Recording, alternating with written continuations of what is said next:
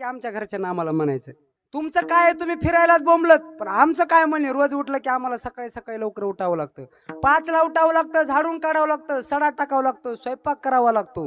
मग स्वयंपाक करून लेकरांचं ह्या स्नान वगैरे घालून लेकराला कपडे घालून डब्बे करून त्यांना शाळेच्या गाडीपर्यंत नेऊन सोडावं लागतं. हे रोजच ऐकायलोत ना आम्ही.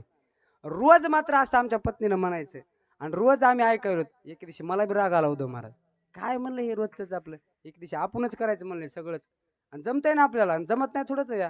मला लवकर उठलो, लवकर उठल्याबरोबर स्वयंपाक वगैरे सगळा केला, पोराला बिराला पोरीला आंघोळ घातली, शाळेचे कपडे घातले, फ्रेश केलं, डब्बा बिबा भरला नीट, जिथं गाडी तिथं निघालो.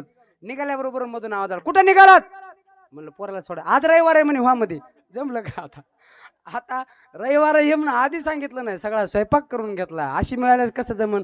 तुम्ही म्हणता तू लय चाललंय, माझं नाही, फक्त माझ्यावर घेतलंय, तुमचं सांगितलंय विठाला. माझं अजून एवढं काही बिघडलं नाही, बिघाड सांगेन नाही, एवढं नाही अजून बिघड बरं का. स्वयंपाक बी करावा लागतो पण संस्थेवर, घरी नाही. विठाला विठा